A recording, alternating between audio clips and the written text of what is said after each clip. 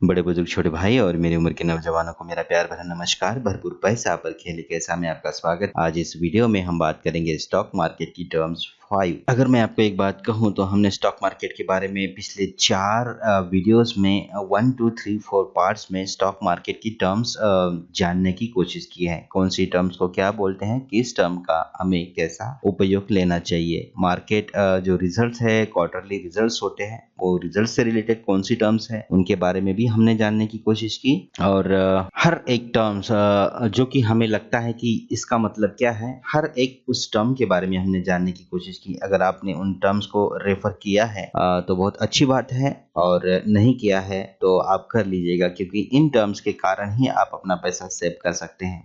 आपने देख लिया है और जो हमारे दोस्त हैं, हमारे और भाई हैं, उन्होंने नहीं देखा है तो उनको आप शेयर कर सकते हैं ऐसे लोगों को, अगर आप जानते हो तो। क्योंकि स्टॉक मार्केट में ज्यादातर जो लोग, बड़े लोग जो प्रॉफिट कमाते हैं वो हम ही लोगों से कमाते हैं, क्योंकि हम लोग नए होते हैं और नए होने के बाद हमें जानकारी नहीं होती है। और अगर हर आदमी मान लो अपना तकरीबन 1 साल की कमाई भी अगर खो दे, बहुत होता है वो स्टॉक मार्केट के लिए, उनके लिए, प्रॉफिट के लिए। तो तकरीबन मेरे हिसाब से जो रिटेलर्स होते हैं ना, उन्हीं का जो पैसा होता है तो ज्यादा मात्रा में वेस्ट होता है, ज्यादा मात्रा में हम लोग खो देते हैं। तो हमें इन बारीक चीजों के बारे में पता नहीं होता है और हम जानने की कोशिश भी नहीं करते हैं। हम सिर्फ यही चाहते हैं कि हमें सिर्फ पैसा मिले, लेकिन हमें फंडामेंटल्स और बेसिक बहुत जानना जरूरी है। इसीलिए मैं कहता हूं, अगर आपने नहीं देखा है तो देख लीजिए, और अपने जो दोस्त हैं जिन्हें आप जानते हो उन्हें भी रेफर कर लीजिए, ताकि हम सब एक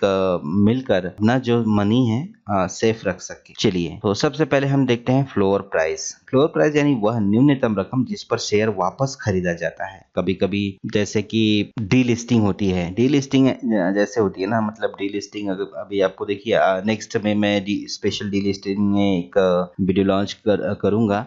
लेकिन डी लिस्टिंग एक होती है, उनके कई कारणों से होती है, जैसे कि सेबी के नियमों का पालन नहीं करने पर, उल्लंघन करने पर सेबी द्वारा डिलिस्ट करवाया जाता है, या फिर कंपनी के जो मालिक है, प्रमोटर है, वो सारा के सारा हिस्सा खुद खरीदना चाहते हैं, इसलिए भी डीलिस्टिंग हो सकती है। ओके, डीलिस्टिंग का मतलब यह है कि वो एक्सचेंज में अपना क्या बोलते हैं, शेयर जो है वो लिस्ट नहीं करवाना चाहते, क्योंकि उनके पास पैसा होता है और वापस उन्हें सबको, जितने भी शेयर्स उन्होंने लिस्ट करवाए हैं, उन्हें सब खरीदना चाहते हैं, और खरीदने के बाद कंपनी के खुद अकेले मालिक बनना चाहते हैं। उसे बोलते हैं डी लिस्टिंग। तो ये कई कारणों से होती है। तो वो डी लिस्टिंग में जब इस तरह से जब डी लिस्टिंग होती है तो उसकी फ्लोर प्राइस तय होती है कि मालिक की अगर किसी शेयर की कीमत अगर 100 रुपए चल रही है तो वो कितने रुपए में खरीदना चाहता है। 110 में खरीदना चाहता है, उससे नीचे तो वो नहीं खरीदना चाहेगा। अब खरीदेगा भी नहीं, क्योंकि उसके नीचे अगर वो खरीदेगा तो बेचेगा कौन, है ना। इसीलिए ज्यादातर जो मालिक होते हैं उनके पास पैसा जब आता है, डिलीट करवाना चाहते हैं, तो वो ऊपर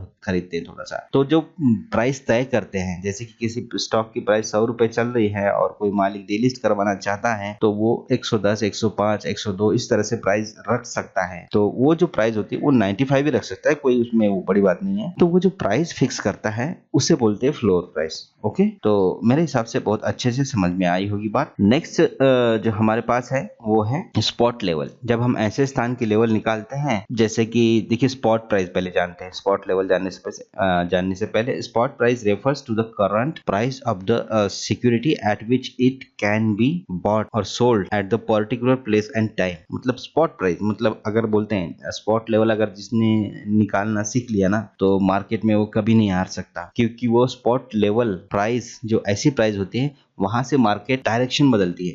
किसी पर्टिकुलर स्टॉक को किसी विशेष स्थान और समय पर खरीदा और बेचा जा सकता है, जैसे कि यहाँ पर बताया है।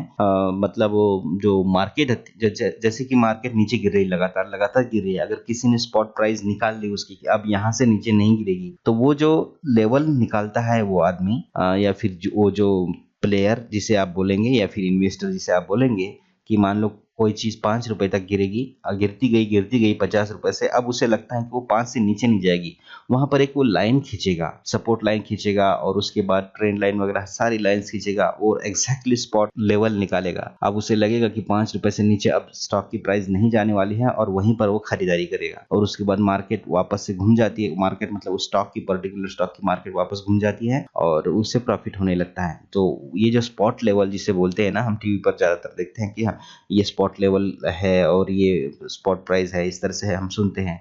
तो स्पॉट लेवल एग्जैक्ट लेवल होती है जहाँ से मार्केट घूम जाती है। अगर ऊपर स्पॉट लेवल है तो वहाँ से मार्केट गिरेगी, अगर नीचे स्पॉट लेवल है बॉटम पे तो वहाँ से मार्केट बाउंस मार सकती है। तो ये होती है स्पॉट लेवल्स। तो बॉटम लाइन, ये एक्चुअली बॉटम लाइन होती क्या है, प्राइस है कोई यहाँ पर है, यहाँ पर है शेयर की प्राइस, फिर ये जा रही है ऊपर गई, ऊपर गई, ऊपर गई, ऊपर गई, इस तरह से ऊपर गई। ओके, यहाँ से इस तरह से मैं डॉट डॉट लगा रहा हूँ, आपको बता रहा हूँ डॉट डॉट लगा के, और इस तरह से किसी भी स्टॉक की प्राइस इस तरह से जाती है। अब क्या है, यहाँ पर 2 हाई बने हैं और ये अभी तीसरा लो बनने जा रहा है। मार्केट कहाँ जा रही है हमें पता नहीं है। देखिए अब यहाँ पर ये मान लो यहाँ इसका पहला हाई बना, ये दूसरा हाई बना और तीसरा हाई बना। ओके, ये तो हो गई टॉप, ठीक है, इसके बारे में छोड़ो। तो बॉटम लाइन हमने क्या करना है, यहाँ पर मार्केट अभी चली रही है, ठीक है, अभी पता नहीं है कहाँ तक जाएगी, कैसे जाएगी। तो चलो मान लो यहाँ तक और नीचे ले आते हैं, अभी बहुत गिरावट हो गई है और अब फिर चढ़ गई मार्केट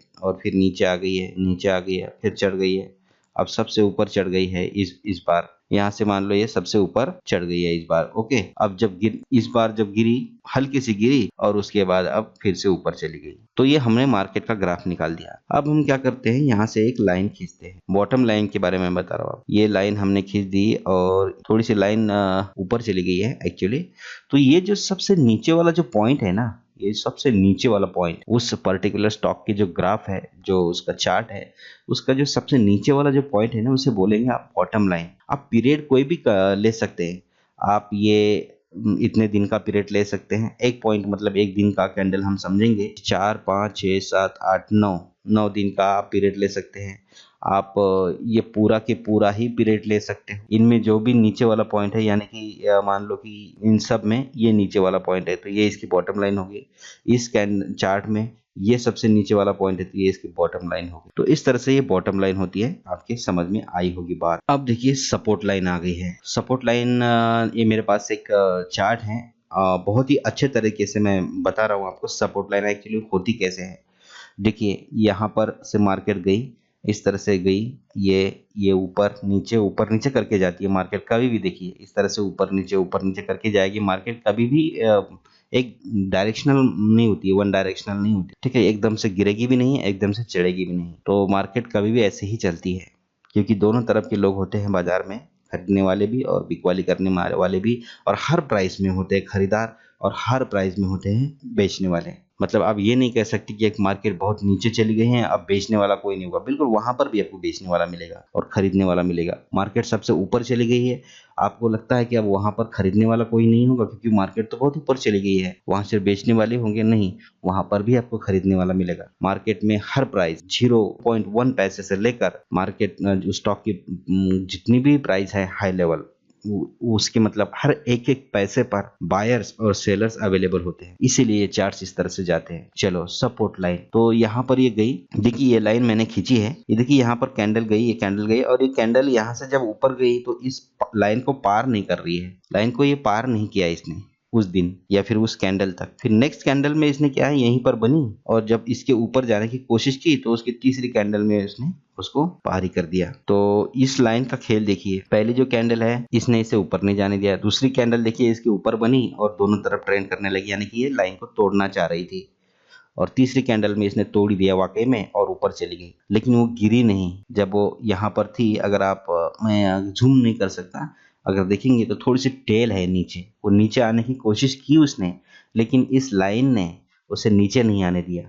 यानी कि ये जो लाइन क्या है, उसकी सपोर्ट लाइन है, ठीक है। यहाँ से वापस भगा दिया और जो प्राइस है ऊपर चलती गई और देखिए प्राइस यहाँ तक आके क्लोज हो गई।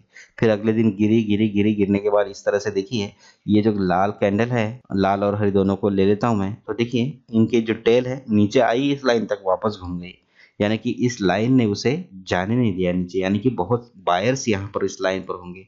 ये लाइंस, इस तरह की लाइंस आपको ढूंढनी पड़ेगी आपके मोबाइल में या फिर आप जिसमें भी ट्रेडिंग करते हो वहां पर आपको बनानी पड़ेगी। मैंने बना रखी है ताकि आपको पता चले कि प्राइस लाइन पर आने पर यहाँ पर से वापस घूमती है। तो ये भी एक जो स्पॉट लेवल निकालने का तरीका है, अगर आप निकाल सकते हो, सीख सकते हो, सीखना पड़ेगा आपको ये चीज़। आने वाले वीडियोस में हम ट्रेंड लाइन सीखेंगे, मैं सिखाऊंगा आप लोगों को, क्योंकि मुझे बहुत एक्सपीरियंस है, मैं इसलिए ऑप्शंस खेलता हूँ। ऑप्शन में ना मैं अपना डेली का खर्चा आराम से निकाल लेता हूँ, ज़्यादा लालच नहीं रखता। मैं इन्हीं लाइन्स के कारण अपना डेली का खर्चा आराम से निकाल लेता हूँ। मुझे पता है कि कोई भी प्राइस है, कोई कैंडल है, अब इसके सपोर्ट पे आ रही है, ऊपर से नीचे गिर रही है, वहाँ से ज़रूर घूमेगी। देखिए यहाँ से यहाँ आई, पहले तो इसने जाने नहीं दिया, यहाँ पर आई, यहाँ पर मैंने इसे खरीदा होगा, अगर नहीं भी खरीदा होगा तो किसी दूसरे में खरीदा होगा, ये खरीद लिया, उसके बाद वापस घूम गई। देखिए 3 कैंडल में कितना अच्छा प्रॉफिट दिया, और मैं एक कैंडल से ऊपर वेट नहीं करता हूँ, ठीक है, क्योंकि मुझे सिर्फ डेली का खर्चा निकालना होता है। इसके बाद इस तरह से देखिए गई गई गई, और यहाँ पर फिर से वही बात हो गई। यानी कि ये जो लाइन है मैंने बिल्कुल रियल लाइन खींची है, 23,532 की, ये बैंक निफ्टी की लाइन है, ठीक है। तो ये अच्छा सपोर्ट का काम किया उस दिन या उस पीरियड के दौरान। तो इस तरह से आपको सपोर्ट लाइन खींचनी होती है। अब देखिए रेजिस्टेंस का भी खेल वही है। अगर आप देखना चाहोगे तो आपको एक ऐसी लाइन खींचनी पड़ेगी जहां से आपको लगता है कि प्राइस जो है वो लाइन के ऊपर नहीं जा पा रही है। तो यहाँ पर भी वही है। देखिए नीचे मेरा एक सपोर्ट लाइन है, यहाँ पर अगर आप देखेंगे तो ये शायद वही लाइन हो सकती है ना, ये उसके नीचे वाला है, क्योंकि वो 23,000 का था ना, ये 22,000 की रेंज में है। तो यहाँ पर देखिए उसके नीचे एक यहाँ पर बढ़िया कैंडल बनी है, किसी वीडियो में मैंने आपको बताया भी होगा। यहाँ से बाउंस बैक मारा था, बहुत गजब का है वो, आगे चल के यहाँ पर मार भी दिया है। तो ये देखिए सपोर्ट का काम किया इस लाइन ने, यहाँ पर रेजिस्टेंस का काम किया। नीचे वाली जो कैंडल्स है ऊपर नहीं जा पा रही थी इस लाइन के, और ये ऊपर वाली कैंडल को इस लाइन ने नीचे नहीं जाने दिया। तो ये एक नीचे वाली कैंडल के लिए, प्राइस के लिए रेजिस्टेंस का काम कर रही है, और ऊपर वाली के लिए सपोर्ट का काम कर रही है। वही यहाँ पर है, यहाँ पर देखिए कैंडल गई ऊपर गई, और यहाँ से वापस से नीचे आई, टच करके लाइन को इस तरह से आई, और यहाँ पर भी लाइन ने ज्यादातर ऊपर नहीं जाने दिया, यहाँ पर भी नहीं जाने दिया, और नीचे आई और यहाँ सपोर्ट का काम करने लगी। यहाँ से भी नीचे नहीं जाने दिया, क्लोजिंग नीचे हो गई, ऊपर नहीं जाने दिया, क्लोजिंग नीचे हो गई, यहाँ पर भी टच भी नहीं किया, और पहले से ही घूम गई। ओके, और जब वहां से नीचे आ गई, मार्केट में न्यूज अच्छी होने के कारण, न्यूज जब अच्छी है तो फिर लाइन का कोई महत्व नहीं है, ये ध्यान रखना, ठीक है। चाहे अच्छी है या खराब है, लाइन को टूटेगा ही टूटेगा, चाहे वो कितना भी रेजिस्टेंस है। अगर न्यूज अच्छी है तो वो टूटेगी लाइन, कितना भी सपोर्ट है। अगर न्यूज खराब है तो नीचे ही जाना है मार्केट। नॉर्मल मार्केट में आप आराम से, वैसे उसके बाद में एकदम से गिरने के बाद में वो सपोर्ट और रेजिस्टेंस काम करेगा, क्योंकि फिर कोई भी झटका, एक हल्का सा पहला झटका पड़ता है, उसके बाद में मार्केट संभलने की कोशिश करते हैं, चाहे ऊपर की तरफ हो चाहे नीचे की तरफ हो। तो ये होता है, तब वो लाइन का काम कर सकते हो आप, जो टैक्टिस है। तो देखिए यहाँ पर न्यूज अच्छी थी, मार्केट ने लाइन को समझने की कोशिश भी नहीं की, और इसे पार कर दिया, बिल्कुल पार कर दिया, और क्लोजिंग भी ऊपर ही दे दी। जब क्लोजिंग ऊपर दे दी, लेकिन कैंडल अभी भी इसी के ऊपर है, तो क्या है कि ये डाउटफुल है अभी भी। तो यहाँ पर गई और अगला कैंडल फिर नीचे की तरफ ही क्लोज हुआ, क्योंकि ये कैंडल अभी इसी के ऊपर है ना। अगला कैंडल अगर यहाँ पर मान लो ये होता है, ये भी गिरावट का कैंडल है, तो इस तरह से है, और फिर ऊपर से नीचे आई एकदम से। ये जो लाइन है ना, सपोर्ट और रेजिस्टेंस, ये लाइन एकदम से छोड़ती नहीं कैंडल को, प्राइस को, ठीक है, ध्यान रखना। जब उसके रेंज के बाहर जब तक नहीं जाती, उसके बाद फिर से दोबारा से नीचे खींचा, और वापस फिर ये चली गई। उसके बाद ये ब्रेकआउट कर गई, और ये अगली जो लाइन है रेजिस्टेंस है, फिर उसके भी ऊपर निकल गई। तो इस तरह से होता है रेजिस्टेंस। देखिए यहाँ पर इतनी बार इसने आगे नहीं जाने दिया, यहाँ पर भी अगर आप देखेंगे तो ये भी रेजिस्टेंस का काम ही कर रही है, इसके पहले वाला जो बीच वाला हरा है। ओके, चलिए, और दूसरा जो है ये है बॉटम आउट। बॉटम आउट मतलब आमतौर पर सबसे कम या सबसे खराब बिंदु तक पहुंचने के बाद कीमतें ऊपर आने लगती है या सुधरने लगती है। विक्रेता को आने वाले महीने में उच्च कीमतें नजर आती हैं, यानी कि बॉटम आउट।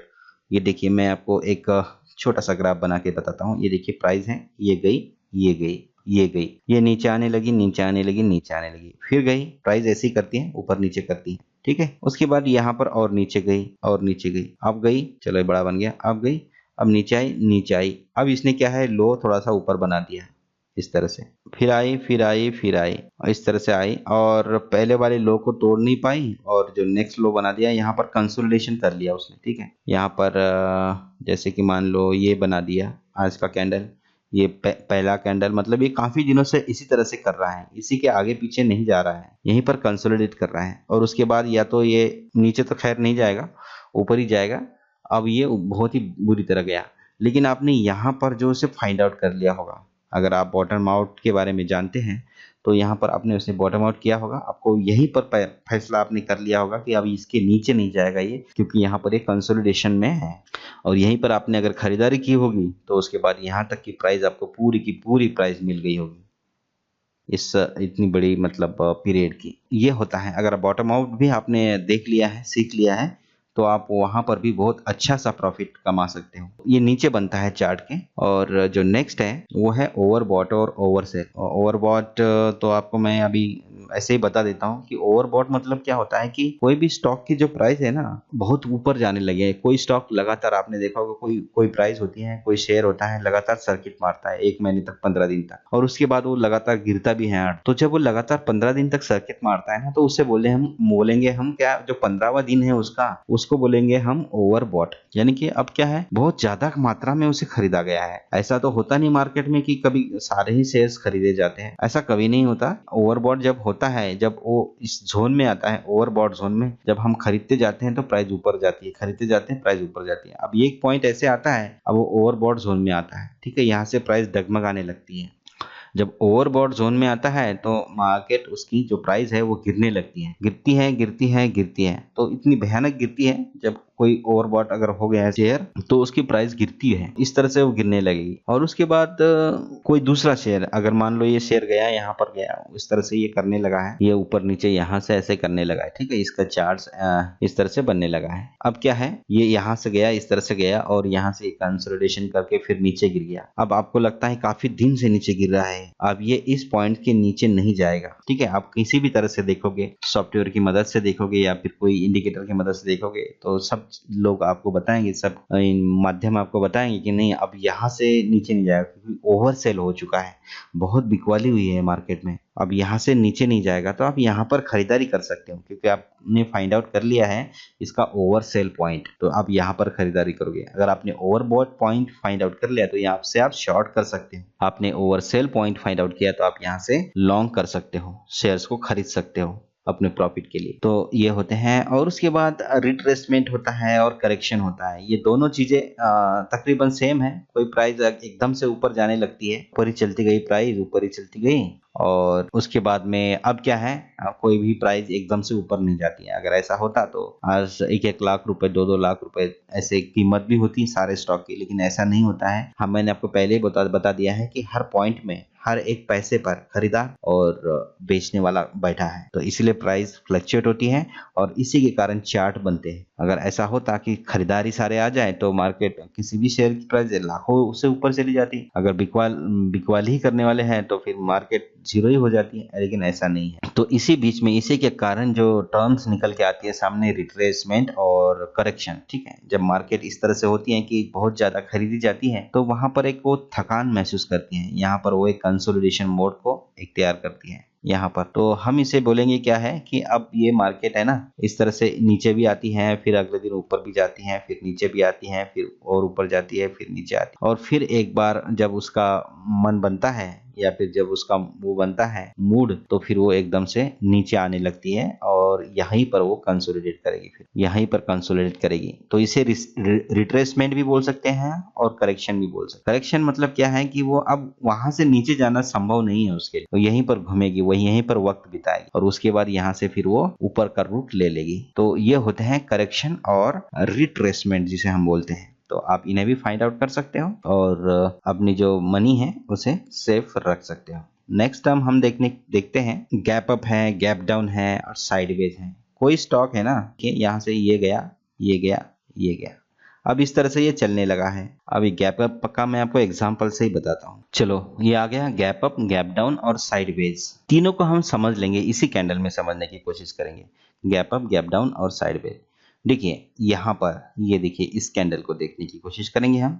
ये कैंडल यहाँ नीचे ऊपर ओपन हुई, नीचे क्लोजिंग दिया, लेकिन इसके ऊपर भी गई, नीचे भी गई, टेल लंबी बनी ना। और अगर आप देखेंगे, छोटा सा कैंडल है, ध्यान रखना, नीचे वाला पॉइंट, लाल कैंडल का नीचे वाला पॉइंट इसका लो होता है और ऊपर वाला पॉइंट इसका हाई होता है। ये जो ओपन होती है तो इस तरह से ऊपर ओपन होती है और नीचे क्लोज करती है, लेकिन हरे वाली कैंडल नीचे ओपन होती है और ऊपर इसका क्लोजिंग पॉइंट होता है। दोनों का उल्टा होता है। एक बार फिर से बताता हूँ, रेड वाली कैंडल का ऊपर ओपनिंग पॉइंट होता है और नीचे क्लोजिंग पॉइंट होता है। प्राइस आप बोल सकते हो और पॉइंट भी आप बोल सकते हो। हरी वाली कैंडल में नीचे वाला जो पॉइंट है वो नीचे वाला जो लो पॉइंट होता है उसका, और ऊपर वाला है हाई पॉइंट होता है। आप इसे प्राइस भी समझ सकते हो। नीचे वाली लो जो प्राइस, इसकी लो प्राइस है, इससे नीचे गया नहीं ना, ये तो लो हो गई, और इससे ऊपर गया नहीं, ये हाई गया वापस आ गया, लेकिन क्लोज यहीं पर हुआ ना, तो ये हाई प्राइस इसकी हो गई। तो ये तरह से होता है।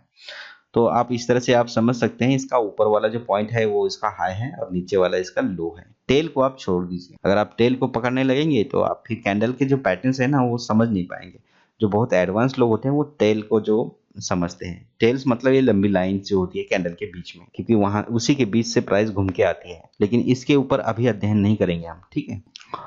आपको बहुत ज़्यादा सीखना पड़ेगा इसके लिए। अगर इसके ऊपर अगर आपको ट्रेंड जो प्राइस जो खरीदी और बिकवाली करनी है तो ठीक है। चलो, तो ये है। अब यहाँ से अगले दिन का देखिए, यहाँ पर ये प्राइस होगी ना 22,200 मतलब 22,300 के आसपास की होगी। यहाँ से जब डायरेक्टली अगला दिन का जो ओपन हुआ या फिर अगला कैंडल ओपन हुआ, डायरेक्ट देखिए कहाँ पर ओपन हुआ, यहाँ पर ओपन हुआ 22,300 से 22,600 यानी कि 300 पॉइंट का अंतर। तो ये जो पीरियड है ना, ये जो पीरियड है इसका, ये इन कैंडल के बीच का ये जो गैप है ना, इसे बोलते हैं गैप अप।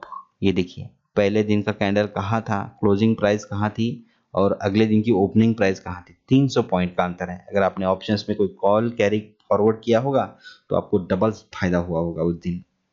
तो इस तरह से होता है गैप अप और इसी तरह से होता है गैप डाउन भी। गैप डाउन भी, अब गैप डाउन का एग्जांपल यहाँ पर, गैप डाउन का तो यहाँ पर फिलहाल नहीं दिख रहा है मुझे। गैप डाउन का मैं कैसे आपको बताऊं, मतलब इसी तरह से होता है। एक कैंडल ऊपर ये जैसे गैप अप से ओपन हुआ, अब अगला कैंडल क्या होता है गैप डाउन में, ये इसका क्लोजिंग पॉइंट है और अगले दिन जब मार्केट ओपन होता है तो डायरेक्ट यहीं से ओपन होता है। ये बीच का भूल जाइए आप, ये मान लो कि 22 कितना है 700 है, हाँ 22,700 है। और जब अगले दिन मार्केट ओपन हुआ तो सीधा 22,400 यानी कि 300 पॉइंट की गिरावट, 300 पॉइंट नीचे खुला, तो इसे बोलते हैं गैप डाउन। और साइडवेज तो आपको पता ही है, मार्केट इस तरह से जाता है, ये ना ऊपर जाता है ना ज्यादा जाता नीचे जाता है, और ये ऐसे ही साइडवेज करते रहता है। आप इन दो लाइंस के बीच का जो ये जो दो लाइंस है ना, लाल और हरी, इसके बीच में जो जो वक्त बिता रही है कैंडल, आप इसे भी साइडवेज कह सकते हो।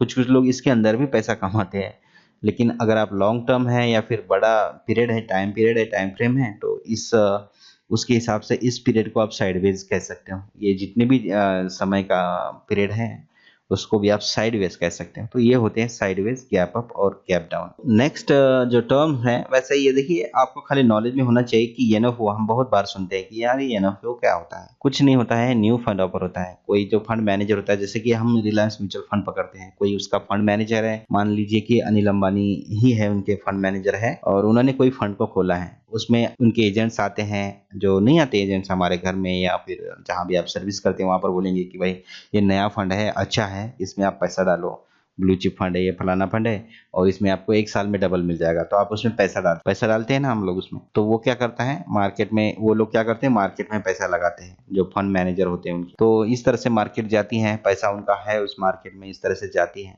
आपने यहाँ पर थी तब फंड्स में आपने इन्वेस्ट किया था, फिर अब उसी फंड का पैसा किसी पर्टिकुलर मार्केट में है या स्टॉक में है, और स्टॉक देखिए स्टॉक की प्राइस यहाँ पर है। तो फंड मैनेजर क्या करते हैं, आपसे पैसा लेते हैं, पैसा इकट्ठे करते हैं करोड़ों रुपए अरबों रुपए, और उनको किसी पर्टिकुलर स्टॉक में लगाते हैं, ऐसे स्टॉक में लगाते हैं जिसमें कि उन्हें लगता है कि उसमें उन्हें प्रॉफिट मिलेगा, और उसके बाद इस तरह से वो प्रॉफिट कमाते हैं और आपके हिस्से पे जितना भी बनता है वो आपको वापस कर देते हैं, डबल करके या फिर जितना भी परसेंट से वापस रिटर्न करके, जो आपसे करार किया होगा उस हिसाब से वापस करते हैं। तो वो होते हैं वही जो सारा सिस्टम है उसे बोलते हैं न्यू फंड ऑफर, यानी कि एनएफओ सिस्टम जिसे बोलते हैं। यानी कि कोई पर्टिकुलर आदमी आपसे पैसे लेगा, हमारे जैसे कई लोगों से पैसे लेगा, इकट्ठे करेगा और उन पैसों को अच्छी जगह लगाएगा ताकि उससे वो रिटर्न ले सके और कुछ अपना मार्जिन निकाल के बाकी पैसा हमें वापस दे सके। तो वो होता है फंड मैनेजर। और वो किस प्रोसेस के तहत लेता है, न्यू फंड ऑफर के तहत वो नया फंड खोलता है और उसके अंदर हमें पैसा डालने के लिए बोलता है, पैसा हमसे लेता है, मार्केट में लगाता है, तो वो न्यू फंड ऑफ। और वो जो मैनेजर होता है वो भी किसी कंपनी का नुमाइंदा होता है। तो वो जिस भी कंपनी का है, वो मालिक भी तो हो सकता है फंड मैनेजर, या फिर कोई साधारण मैनेजर, और ये भी हो सकता है। तो एसेट मैनेजमेंट कंपनी, इन सब को चलाने वाली जो कंपनी होती है ना, उसे बोलते हैं एसेट मैनेजमेंट कंपनी। हम कई बार सुनते हैं कि यार एसेट मैनेजमेंट कंपनी को ऐसा किया वैसा किया, तो ये कुछ नहीं है। एसेट मैनेज कंपनी होती है, उसके अंदर फंड मैनेजर होते हैं, वो हम लोगों से पैसा लेते हैं, पैसा इकट्ठा करते हैं, मार्केट में लगाते हैं, प्रॉफिट कमाते हैं, हमें भी देते हैं और वो लोग भी रखते हैं। बस यही है, खेल खत्म। न्यू फंड ऑफर और एसेट मैनेजमेंट कंपनी के बारे में अच्छी तरह से समझ में आ गया है। नेक्स्ट है देखिए OFS, ये थोड़ा सा समझने की जरूरत है। OFS एक्चुअली होता क्या है? Offer for sale is a simple method of share sales through the exchange platform for listed companies. Only promoters or shareholders holding more than 10% of the share capital in a company can come up with the search and issue. बिक्री के लिए प्रस्ताव जिसे बोलते हैं offer और cell, बिक्री के लिए प्रस्ताव। लेकिन बिक्री के लिए प्रस्ताव सिर्फ कौन करते हैं? देखिए यहाँ सूचीबद्ध कंपनियों के लिए एक्सचेंज प्लेटफॉर्म के माध्यम से शेयर बिक्री का एक सरल तरीका है। एक कंपनी में केवल 10% से अधिक शेयर पूंजी रखने वाले प्रमोटर या शेयर धारक इस तरह के मुद्दे के साथ आ सकते हैं। ऑफर फॉर सेल, अगर आपके पास 10% हिस्सा है कंपनी का तो तभी आप ऑफर फॉर सेल का इस्तेमाल कर सकते हैं। बिक्री के लिए प्रस्ताव मतलब बेचते हैं अपना, जिनके पास 10 से ऊपर परसेंट से ऊपर शेयर होल्डिंग है ना कंपनी की, मतलब वो 10वें मालिक भी आप ले सकते हैं। अगर सबके पास 10-10 है तो 10 लोग हो गए उस कंपनी के मालिक, मतलब प्रमोटर जिसे बोलते हैं। मालिक तो वो भी है जिसके पास उसका एक शेयर है, मालिक वो भी है, लेकिन प्रमोटर बोलते हैं इन्हें, ठीक है। तो इन लोगों के लिए होती है ये ऑफर फॉर सेल। तो बहुत बार ये भी सुनते हैं हम कि ऑफर फॉर सेल आ गई है, फिर वो प्राइस क्या होती है थोड़ी सी गिरने लगती है, क्योंकि वो बेचते हैं ना ऑफर फॉर सेल के जरिए, फलाने प्रमोटर ने इतने शेयर्स बेचे हैं, तो नहीं बोलते हैं, उसके बाद प्राइस गिरने लगती है, तो वो होता है offer for cell. D merger एक व्यावसायिक रणनीति है जिसमें कंपनी एक या एक से अधिक व्यावसायिक उपक्रम को दूसरी कंपनी में स्थानांतरित करती है। दूसरे शब्दों में जब कोई कंपनी अपनी मौजूदा व्यावसायिक गतिविधियों को कई घटकों में विभाजित करती है तो एक नई कंपनी बनाने के इरादे से जो अपने आप संचालित होती है या यूनिट को अलग कर देती है या बेच देती है, उसे एक डीमर्जर कहा जाता है। डीमर्जर एक और साधारण शब्दों में या बहुत सिंपल तरीके से मैं बताता हूँ, डीमर्जर एक्चुअली होता क्या है। कोई कंपनी है, किसी कंपनी के पास बहुत सारे प्रोडक्ट्स हैं, ये भी है, ये भी है, या फिर यूनिट्स आप बोल सकते हैं, ठीक है। ये हो गया। अब कंपनी को क्या होता है कि लगता है कि नहीं यार, अब मुझे है ना ये लास्ट वाला जो प्रोजेक्ट है इसकी जरूरत नहीं है, या फिर इसे बेच के मैं इसकी जो इस फर्स्ट वाली प्रोजेक्ट की जो मशीनरीज खराब हो गई है ना उसमें मैं पैसा लगाऊंगा। ऐसी कंडीशन में क्या करता है वो डीमर्जर करता है या फिर किसी दूसरी कंपनी को बेच देता है। लेकिन जो भी है, डीमर्जर करने के बाद में इस टाइम तक के लिए, यानी कि इसे बेचने तक के लिए उसके पास पैसे आते हैं। जब उसके पास पैसे आते हैं तो उस पर्टिकुलर टाइम तक उसकी कीमत बढ़ने लगती है उसके शेयर्स की, क्योंकि जब पैसे आ गए भाई कंपनी में, उसने अपनी प्रॉपर्टी बेची है और पैसे आ गए उनके पास में, तो कीमत बढ़ेगी, क्योंकि वो अपने जेब में रखेंगे नहीं, वो अपने बैलेंस शीट में डालेंगे ना पैसे। जब बैलेंस शीट में डालेंगे तो वो शेयर्स के हिस्से में अपना आ जाएगा उतना हिस्सा। तो इस तरह से उस दिन क्या होता है, डीमर्जर करने के बाद थोड़ी सी हल्की सी प्राइस शायद बढ़ती है, मेरे हिसाब से बढ़ती ही है, और उसके बाद वो टेम्पररी बढ़ती है, क्योंकि उसका अगर ये कोई पर्टिकुलर यूनिट उसने बेच दिया है तो उसके एसेट्स में कमी आ गई ना। फिर जो आने वाले जो क्वार्टर के रिजल्ट्स में शो करेगा, पहले 100 रुपए शो करता था लेकिन उसने 10 रुपए की चीज बेची, लेकिन वही पैसा उसने वापस मान लो अपने इसमें लगा दिया या फिर कहीं भी लगा दिया, ये तो माइनस होगी ना उससे। मान लो अपने इसमें लगा दिया, चलो 100 के 100 हो गए, लेकिन ये मान लो उसने बेच दिया और अपना कर्जा चुका दिया, उसके ऊपर लोन भी होता है, वो लोन चुका दिया या टैक्स चुका दिया, जो भी कर दिया उसने, अपनी लायबिलिटीज कम कर दी। दो कारण से डीमर्जर शायद करते हैं डीमर्जर, या तो लायबिलिटीज कम करते हैं अपना टैक्स वगैरह पेमेंट करके, कर्जा पेमेंट करके, या तो फिर अपनी मशीनरीज में सुधार करने के लिए कुछ पैसों की जरूरत होती है, इसलिए वो अपने एसेट्स को बेचते हैं। तो वो जो प्रोसेस करते हैं उसे बोलते हैं डीमर्जर। पीरियड के दौरान फ्लक्चुएट होती है प्राइस, ऊपर नीचे भी हो सकती है, ठीक है। अगर शेयर होल्डर्स को लगता है, मार्केट को लगता है कि ये डीमर्जर हुआ है, अच्छा हुआ है, तो प्राइस ऊपर जाती है। अगर वो लगता है कि ये भाई अब ये पैसा जहां पर जा रहा है वहां से वापस नहीं आएगा, तो प्राइस गिरेगी भाई। प्राइस नीचे ऊपर क्यों जाएगी, गिरेगी प्राइस। लेकिन वो वापस अपनी मशीनरीज को रिपेयर करने में नहीं लगाते हैं, तो फिर वहां उस टाइम पे प्राइस ऊपर नहीं जाएगी, लेकिन बाद में उस कंपनी के लिए अच्छा है। तो इस तरह से होते हैं ये डीमर्जर। तो यह हमने बहुत आपको बताने की कोशिश की है, और जितना एबिलिटी हमारे अंदर है आपको समझाने की कोशिश की है। अगर आपको समझ में आ गई है और आपके पास कोई अगल बगल में दोस्त हैं जिन्हें इन शब्दों की बहुत ज़रूरत है, तो आपने शेयर कर लीजिएगा। अगर आपने अभी तक अकाउंट नहीं खोला है ज़ीरोधा में, तो ये देखिए राइट साइड में एक फ्लैशिंग हो रही है, वो एडवर्टाइज है, और डिस्क्रिप्शन में आपको लिंक मिल जाएगी, वहां पर आप अपना अकाउंट खोल सकते हैं और हमारे साथ बने रह के कुछ नहीं तो आपको फंडामेंटल बहुत ज्ञान मिलेगा, और हर चीज का ज्ञान मैं देने की कोशिश करूंगा, ताकि आप आगे चलकर भविष्य में फंसो ना। ऊपर से अगर आप अकाउंट खोलेंगे तो वो 300 रुपए अगर जो लगते हैं आपको अकाउंट खोलने के लिए, वो हम वापस आपको कर सकते हैं और कर देंगे। ठीक है, तो यही था इस वीडियो में। मिलते हैं नेक्स्ट वीडियो में किसी और इन्फॉर्मेशन के साथ। तब तक के लिए गुड बाय, नमस्कार, टेक केयर।